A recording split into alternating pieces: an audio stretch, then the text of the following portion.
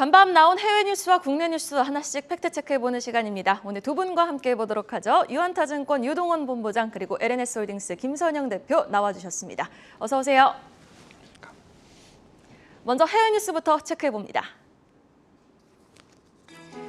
첫 번째 뉴스입니다. 간밤 국제유가가 급락했습니다. 현지 시간 14일 뉴욕 상업거래소에 따르면 4월 인도분 서부 텍사스산 원유는 장중 한때 배럴당 8% 이상 급락하며 99.76달러를 기록했습니다. 중국 선전의 코로나 봉쇄로 원유 수요가 떨어지고 있는 데다 베네수엘라 원유 공급에 대한 제재가 해제 움직임을 보이고 있는 데 따른 것으로 풀이됩니다. 미중 고위급 인사가 현지 시간 14일 러시아의 우크라이나 침공 문제 등을 논의하기 위해 이탈리아에서 만납니다. 우크라이나를 침공한 러시아가 중국의 군사장비 지원을 요청했다는 보도가 나온 가운데 이번 고위급 회담 결과에 관심이 집중되고 있습니다. 기업 뉴스 보시죠. 일론 머스크가 테슬라 최고 경영자가 테슬라와 스페이스X가 원자재와 물류 측면에서 상당한 인플레 압력 리스크에 직면했다고 밝혔습니다. 이번 언급은 원자재 가격 상승이 자동차 가격 인상으로 이어질 수 있다는 것으로 해석됩니다. 러시아의 우크라이나 침공에도 세계 반도체 업계에 즉각적인 생산 차질은 발생하지 않을 것이라는 전망입니다. 월스트리트저널은 현지 시각 13일 러시아의 우크라이나 침공 이전에 반도체 업계가 필수 원자재를 사전 확보해 생산 차질 가능성이 제한적이라고 보도했습니다.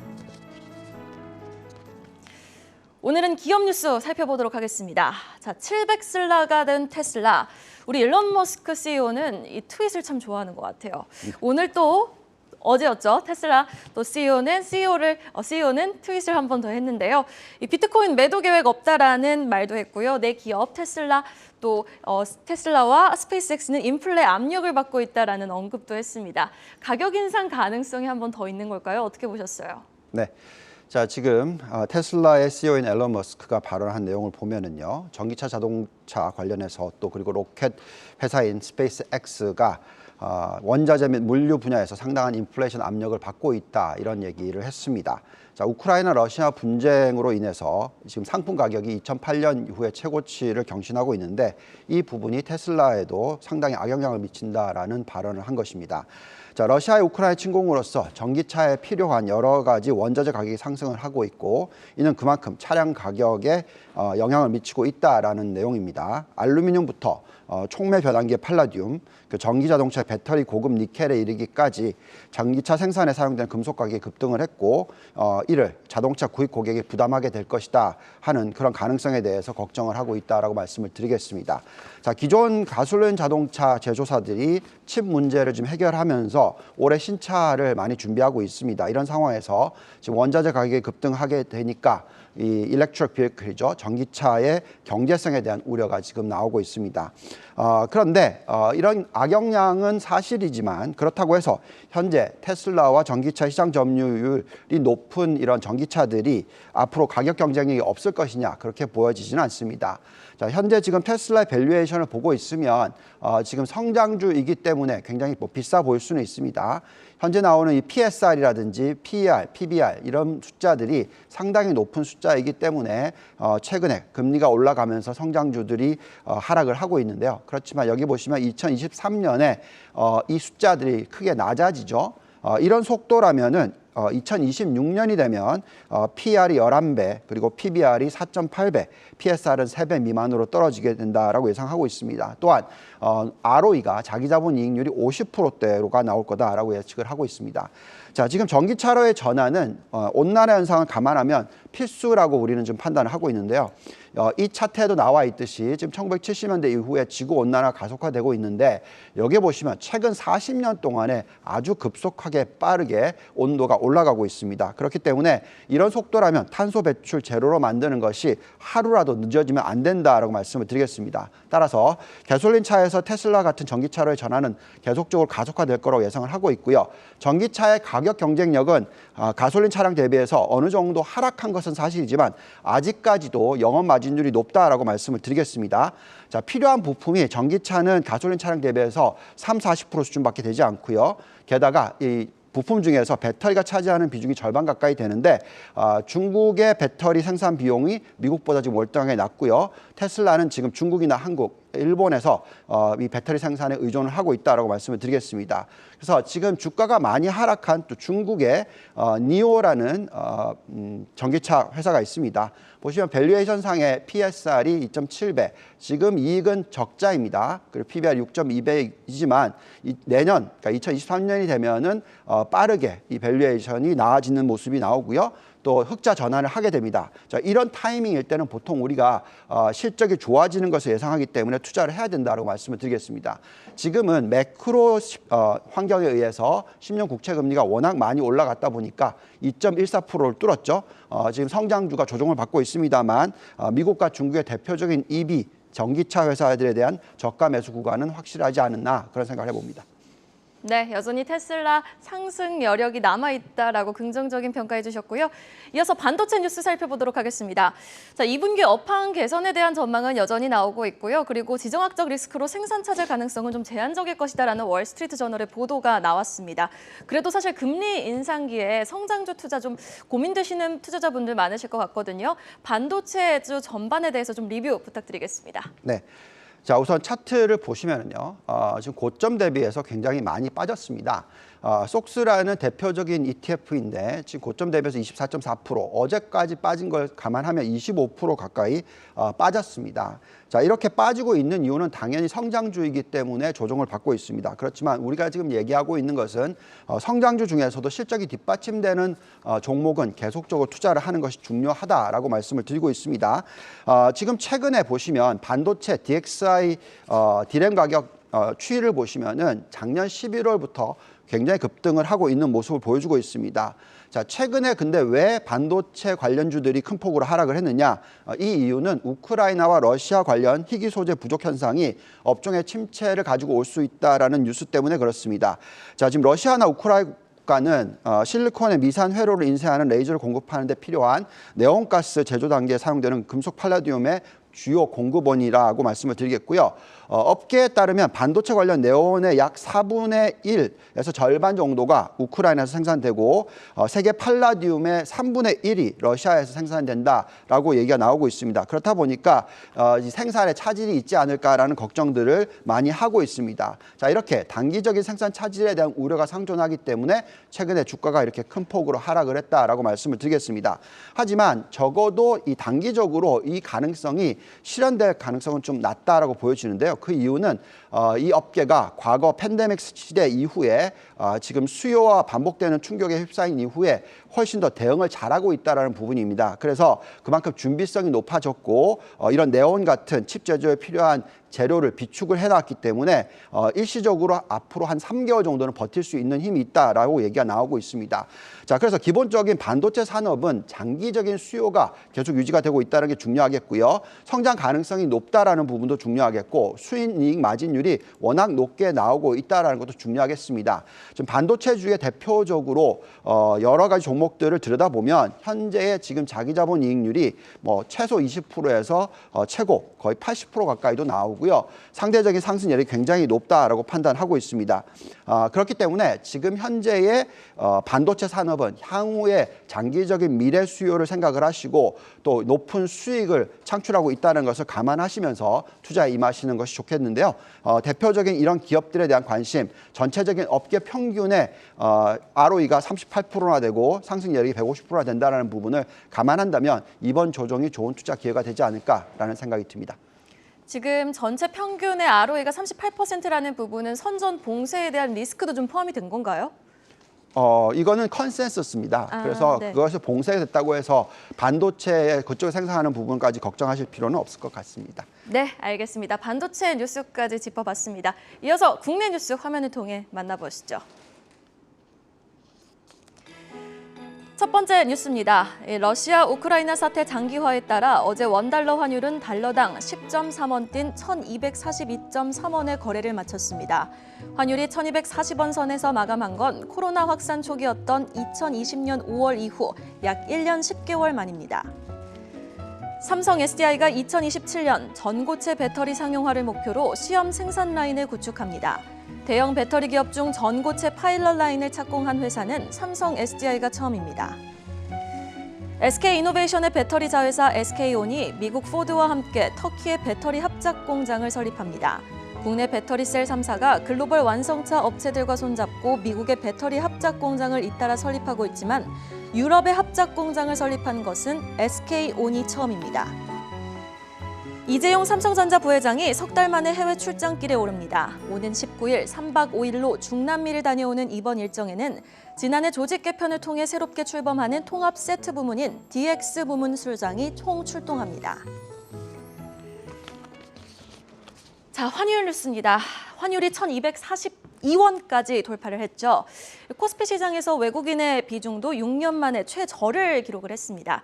지금 시장 저점도 못 잡고 있는 상황인데요. 가장 궁금한 건 그겁니다. 트레이딩에 좀 자신이 없는 분들이라면 불확실성이 거쳐질 때까지 좀 관망이 최선의 방법인가? 아니면은 뭐 환율단에서 좀 관련 종목을 좀 주목을 해보는 게 좋은가? 해지 차원에서 좀 주목해볼 만한 종목은 없는가? 대표님은 좀 어떻게 보세요? 네, 일단 말씀하신 대로 지금 그 트레이딩 차원에서 말씀을 좀 드리면요. 일단 제 주변에도 이제 트레이딩하는 분들 보면은 정말 프로급 아닌 이상 지금은 굉장히 어려운 시기입니다. 그렇기 때문에 본인의 실력을 아마 본인이 가장 잘 아실 거예요. 그래서 이제 뭔가 난 프로라기보다는 뭐 직장인에 가깝다라고 하시는 분들은 지금 잠깐 이제 매매를 좀 쉬시는 게 좋을 것 같다. 오히려 저점 매수로 조금 이제 사이트를 길게 가지시는 어떤 전략이 좀 필요하신 시점이 아닌가라고 생각하고 있습니다. 말씀하신 대로 어저께 우리나라 환율이 하루 만에 10원이 올랐습니다. 1242.3원에 마감을 했고요. 원달러 환율이 1240원대 마감을 한 거는 제가 살펴보니까 지난 2020년도 5월 25일이었습니다. 1242.2원에 마감한 이후에 한 10개월 만에 처음 이제 기록한 수치인데요. 잘 아시는 대로 이번에 달러의 가파른 상승세는 다른 이유 없고 러시아와 우크라이나 간의 어떤 지정학적 리스크 이게 장기화되면서 안전자산에 대한 선호 심리가 확대된 영향이다라고 좀 보시면 될 것 같습니다. 뭐 다른 특별한 이유 없고요. 게다가 미국으로부터 오늘 밤부터 진행되는 이제 FOMC죠. 3월 FOMC 정말 우리가 몇 달 동안 기다렸는데 이것에 대한 영향도 들어갔다라고 좀 보시면 될 것 같습니다.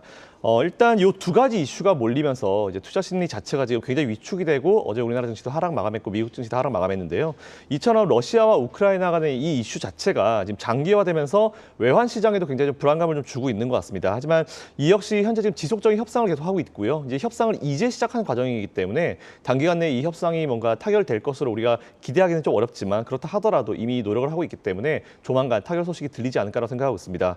일단 이 상황에서 투자를 하는 방법은 크게 두 가지입니다. 보통 제가 제 의견 위주로 말씀을 많이 드리는데 오늘은 제 반대되는 의견까지 좀 같이 전략을 좀 드리겠습니다. 일단 첫 번째로 추가적인 불확실성에 투자를 하는 쪽이죠. 유가 상승, 유가가 추가적으로 상승할 수 있는 부분에 대해서 투자를 원하시는 분들 그리고 원화 약세죠. 이제 달러 강세가 조금 더 이어질 수 있다. 여기 수혜주에 투자하시는 방법이 있고요. 근데 이거는 굉장히 리스크가 높습니다. 언제 확 꺾일지 모르기 때문에 주의하시라는 말씀드리고요.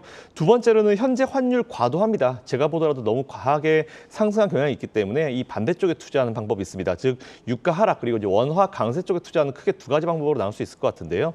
일단은 두 번째 원화 강세 쪽으로 지금 너무 이제 원달러가 높기 때문에 이제부터는 좀 하락을 생각해야 될 것 같다. 좀 앞으로 좀 지켜봐야 될 것 같다라고 생각하시는 분들은 당연히 항공주, 철강주 관심 가지셔야 됩니다. 일단 항공주는 대한항공 항상 말씀드리고 있고요. 그리고 철강주는 포스코 말씀드리고 있고 일단 외화 부채가 많거나 아니면 이제 환율 하락으로 인한 비용 절감 효과가 있는 그런 기업들 큰 관심 가져보시면 좋을 것 같다는 말씀드리고요. 반대급부로 리스크는 높지만 소폭 추가적인 상승을 노릴 수 있고 정말 트레이딩 관점에서 여러분들이 투자하고 싶으신 분들은 원화 약세주죠. 이제 일반적으로 원화 약세는 수출 비중이 높은 기업에 유리하다라는 그런 평가가 있습니다. 이에 따라서 뭐 현대차나 기아차, 자동차 관련주들 관심 가져보시면 좋을 것 같고요. 뭐 삼성전자, SK하이닉스도 이쪽으로 넣는 경향이 있지만 사실 삼성전자, SK하이닉스는 너무 양쪽 다 포함되는 게 있기 때문에 여기서 일단 포함시키지 않고 일단 그 원화 강세주로는 대한항공 그리고 포스코 설명드리고요. 그리고 원화 약세주로는 현대차, 기아차, 자동차주 일단 요거만 소개해드리겠습니다.